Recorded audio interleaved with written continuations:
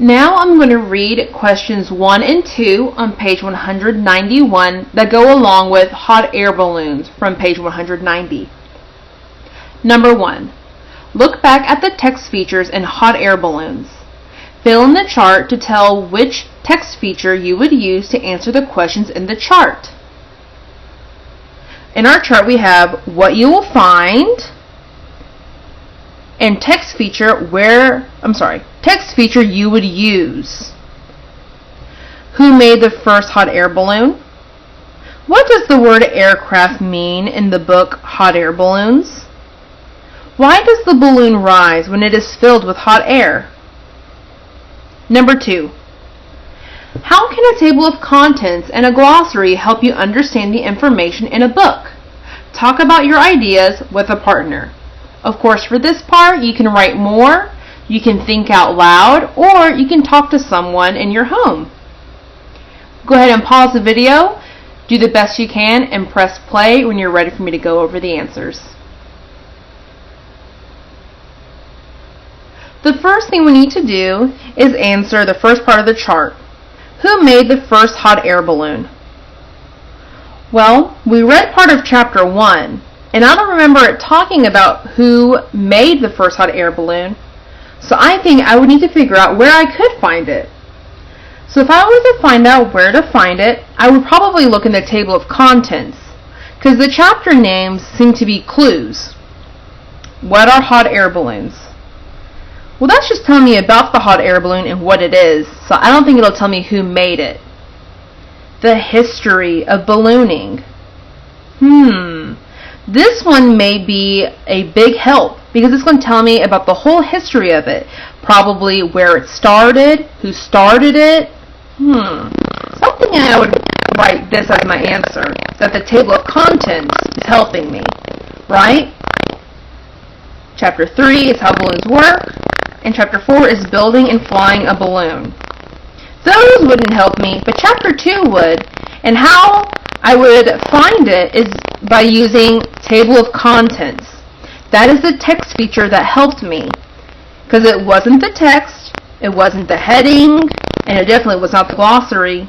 So the text feature I would use is table of contents. The next part is, what does the word aircraft mean in the book Hot Air Balloon?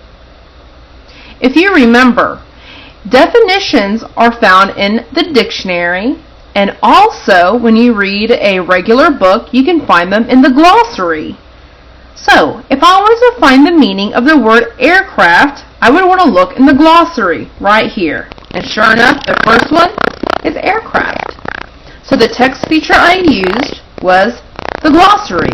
So you would write glossary in this box. Why does the balloon rise when it is filled with hot air? This seems to be asking how it works, right? Because we know the hot air balloons are in the air and they're in the sky, but we have to figure out how they're getting up there. So how and why does the hot air help? I think I can look back to my table of contents, because I think you'd find that answer in Chapter 3.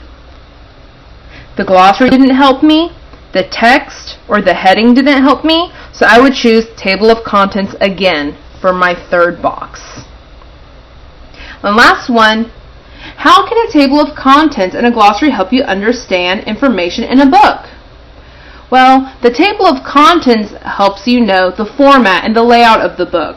I know exactly what will be in each chapter, and if I need to skip around just to find the information I need, I know I can go to the table of contents to find out what page I want to go to. For example, if I want to learn more about why you need to put hot air in the balloon to make it rise, I would go to Chapter 3. And where would Chapter 3 begin?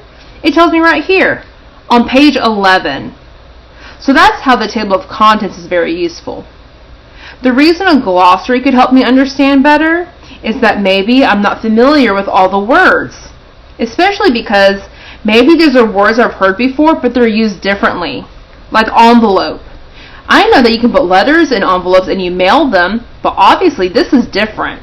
So maybe just in case, I'd want to look up what that word means in the glossary because obviously they're not talking about mailing letters. And same thing with a basket. They're not talking about a basket the way I would think of one, so that's something I could find in the glossary to help me better understand. And that's how table of contents and a glossary can help you better understand information in a book.